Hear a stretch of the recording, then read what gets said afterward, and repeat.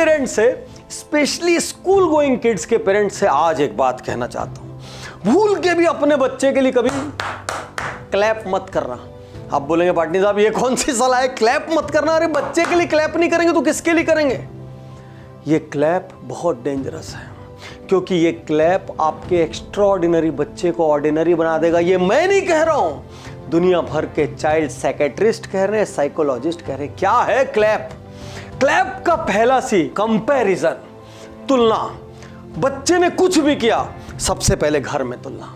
घर में गलती से अच्छा कर गया तो पड़ोसियों से तुलना, पड़ोसी से अच्छा कर गया तो बस स्टॉप पे जाकर दूसरी मैडम से तुलना, दूसरों के बच्चों से तुलना, वहां अच्छा कर गया तो ट्यूशन क्लासेस में तुलना, और वहां भी अच्छा कर गया तो स्कूल में तुलना, और सेकंड आ गया तो फर्स्ट क्यों नहीं आया इसकी तुलना, और पढ़ाई में फर्स्ट आ गया तो ड्राइंग में क्यों नहीं आया, पेंटिंग में क्यों नहीं आया, सिंगिंग में क्यों नहीं आया, स्पोर्ट्स में क्यों नहीं आया, वहां तुलना।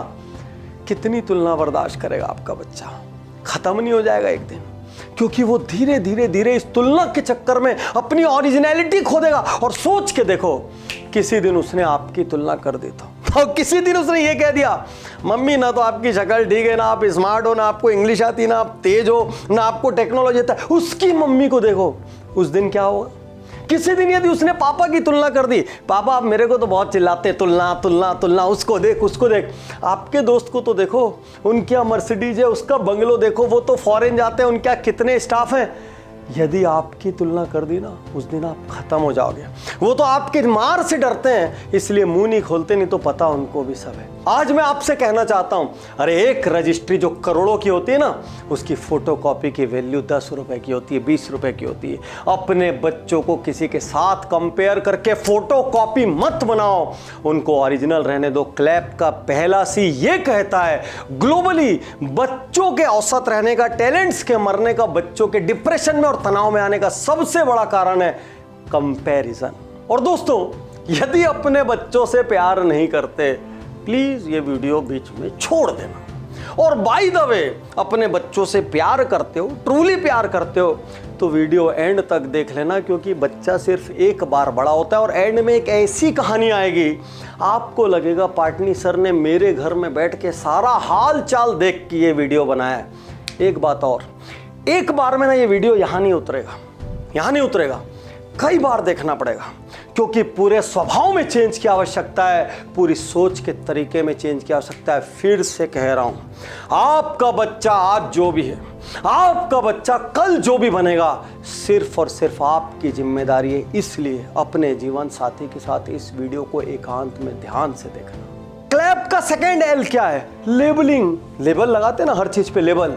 अब आपके घर में मान लीजिए 2 बच्चे हैं, एक बच्चा पढ़ाई में अच्छा है, आप उसको बार बार कहते हैं ये बहुत अच्छा है, जो आता है उससे मिलवाते हैं, ये ब्रिलियंट है, ये तो कुछ ना कुछ कर ही लेगा, ये कल कहीं ना कहीं पहुंच जाएगा, मेरे को तो इसी की चिंता है, ये क्या करेगा, इसके लिए कुछ बताओ। मैं किसी के घर जाता हूँ, 2-3 बच्चे रहेंगे, 2 को अच्छे से मिलवाते हैं और एक को लाके क्या बोलेंगे, पाटनी साहब आप ना इसको थोड़ा सा इंस्पायर करो, कुछ नहीं करता।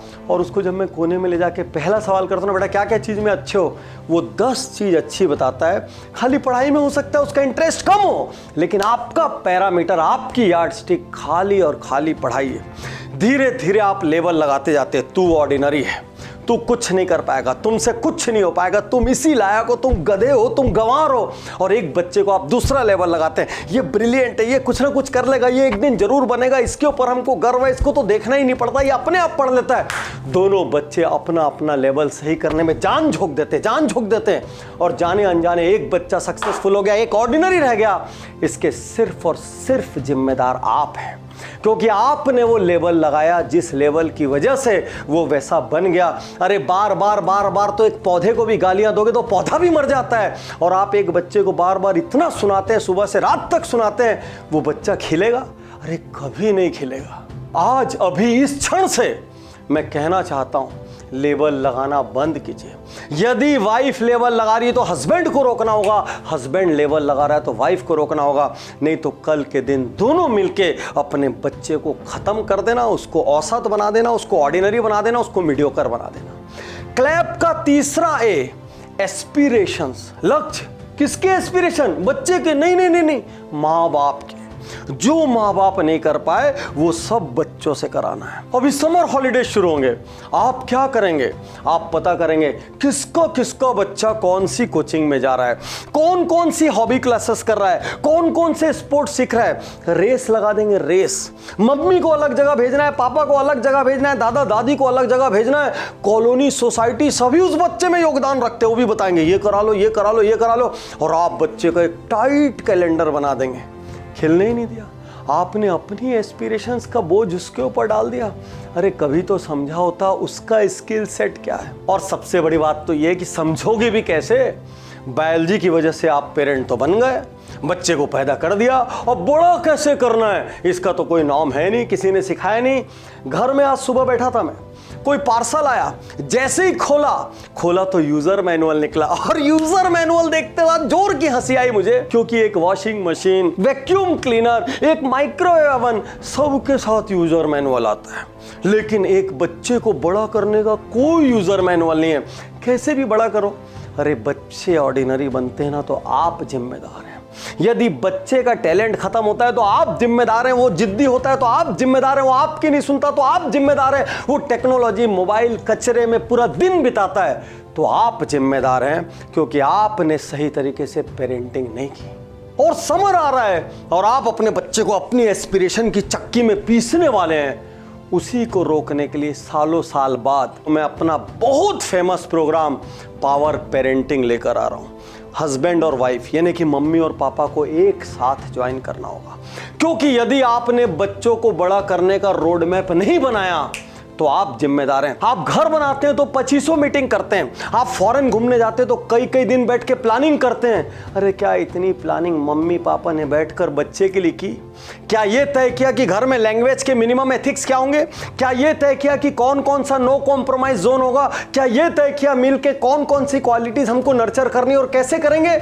छोड़ दिया, अपने आप बड़ा होने के लिए छोड़ दिया, केवल जरूरतें भर दी उनकी और अपने आप बच्चे बड़े होते गए। खर्चा कर दिया, अच्छे स्कूल में डाल दिया, अच्छे ट्यूशन में डाल दिया, बस उसके बाद पीछे खड़े होकर देखते रहे। ऐसे नहीं बनते एक्सेप्शनल बच्चे।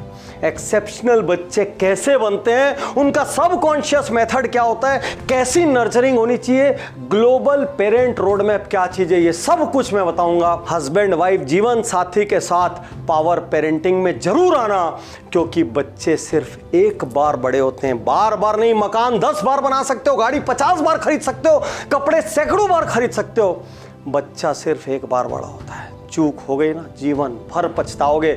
इतिहास गवाह है, उस प्रोग्राम में 50% लोगों की आंखों से आंसू गिरते हैं, काश हमने सही अपब्रिंगिंग की होती। और क्लैप का आखिरी पी सबसे इंपॉर्टेंट कहानी है, छोड़ना मत, बहुत जरूरी कहानी है। क्लैप का सबसे इंपॉर्टेंट पी पर्सपेक्टिव।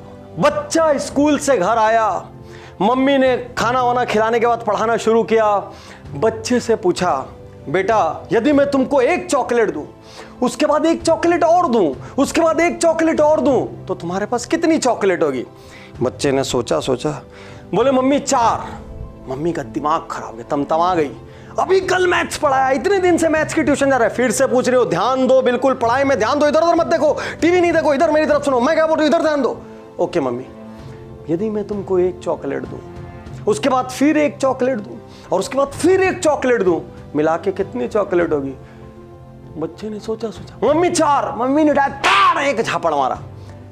एक टोटल नहीं कर सकते छोटा सा कि 1 + 1 + 1 कितना होगा? बच्चा रोने लग गया। बच्चे ने बोला मम्मी 4 ही होगा, क्योंकि एक चॉकलेट मेरे को स्कूल से मिली और आप 3 दोगे तो मिला के 4 नहीं होगी। आप यही तो पूछ रहे हो ना मेरे पास कितनी चॉकलेट होगी। ओ मम्मी पानी पानी हो गई। मम्मी तो समझ ही नहीं पाई कि बच्चे को स्कूल में बर्थडे में एक चॉकलेट मिली, वो दिमाग में उसकी भी गिनती करके 4 बोल रहा है, और मैं तो यही पूछ रही हूँ तुम्हारे पास कितनी चॉकलेट होगी। और बच्चे को माँ ने गले से लगा लिया। माँ को समझ आया, पर्सपेक्टिव गड़बड़ा गया, दृष्टिकोण गड़बड़ा गया। हम कभी बच्चे के दृष्टिकोण से सोच ही नहीं पाते कि वो क्यों ऐसा कह रहा है, वो क्यों ऐसा कर रहा है, कोई सब्जेक्ट पढ़ने में उसकी रुचि क्यों नहीं है, कोई टीचर की क्लास वो क्यों नहीं अटेंड करना चाहता, कौन उसको बुली करता है, कौन उसको बहुत ज़्यादा नीचा दिखाता है, कहाँ पर वो अपमानित महसूस करता है, उसके यहाँ इमोशन में, छोटे से नरम से हृदय में क्या चल रहा है हम समझ ही नहीं पाते। हमको लगता है हमारा चश्मा राइट है और बच्चे को वैसा ही रहना चाहिए। बच्चा प्रोडक्ट है, उसको खेल में अच्छा रहना चाहिए, उसको पढ़ाई में अच्छा रहना चाहिए, उसको ड्राइंग में अच्छा रहना चाहिए, उसको पेंटिंग में अच्छा रहना चाहिए, उसको सब चीज़ में अच्छा रहना चाहिए। मैंने 100 बार बोला है। अरे क्या प्रोडक्ट है, क्या प्रोडक्ट है? और 25 चीज में अच्छा रह लेगा तो 25 कैरियर बनवा दोगे क्या?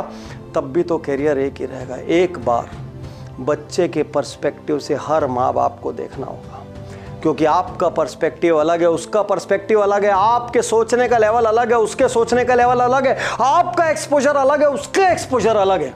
कई माँ बाप अपने बच्चे को कहानी सुनाते रहते हैं, अरे तुमको देखो, तुमको मैंने साइकिल की जगह बाइक दिलाई, इतनी कम उम्र में तुमको मोबाइल दिलाया, तुमको इतनी बड़ी स्कूल में भेजा, कॉलेज में भेजा। अरे उसकी गलती है क्या? आप सक्षम थे, आपने भेजा, और आपके मम्मी पापा ने आपको नहीं भेजा, इसमें उसकी क्या गलती है? आप बार बार बोलते हो अरे हमको तो कुछ नहीं मिला, हम साइकिल से 20-20 किलोमीटर जाते थे, हम तो सरकारी स्कूल में पढ़े थे। अरे आपके पापा ने नहीं कमाया, हम अपने पापा से जाके शिकायत करो। उसके पिताजी कमा रहे हैं, वो मजे कर रहे हैं, उसके जमाने में जो चीज़ है उसको एंजॉय कर रहे हो। तुम्हारे जमाने में मोबाइल था ही नहीं, तुम क्या मोबाइल चला लेते? तो अपनी दकियानुसी चीज़ों से बाहर आओ, पर्सपेक्टिव समझो, है पर्सपेक्टिव समझो। अब अपने बच्चे को बोलोगे कुछ गलती करोगे तो भगवान जी नरक में कढ़ाई में तलेंगे।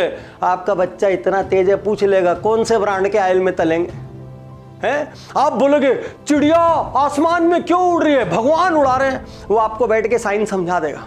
आप बोलोगे आसमान नीला क्यों है, भगवान जी ने स्याही फेंक दी, बोलेगा बकवास मत करो पापा, इसलिए नीला है। ये आज का बच्चा है, आपको इसको संभालने के लिए नेक्स्ट लेवल पर जाना पड़ेगा। इसीलिए जितनी बच्चे को कोचिंग की जरूरत है उतनी ही आपको भी कोचिंग की जरूरत है। मेरे दोस्त, आज के बाद अपने बच्चे के लिए ये वाला क्लैप मत करना, ये वाला जितना करना हो कर लेना, ये वाला क्लैप मत करना, कंपैरिजन मत करना, लेबलिंग मत करना, अपने एस्पिरेशन मत थोपना, और अपना पर्सपेक्टिव तो बिल्कुल मत लगाना, उसके पर्सपेक्टिव से दुनिया देखने का प्रयास करना। और ये महायज्ञ है, देश की अगली जनरेशन को सुधारने का महायज्ञ, और उनको सुधारने के लिए माँ बाप को सुधारना पड़ेगा। एक मटकी टेढ़ी बनी तो मटकी का दोष नहीं, वो कुम्हार ने थाप ठीक से नहीं दी इसलिए मटकी टेढ़ी हो गई। याद रखिए, आज से अभी से क्लैप बंद करना है और इस समर में अपने बच्चे को जीने देना, अपनी मिक्सी में मत पीसना। शुक्रिया, धन्यवाद, थैंक यू। मैं तैयार हूँ, मैं तैयार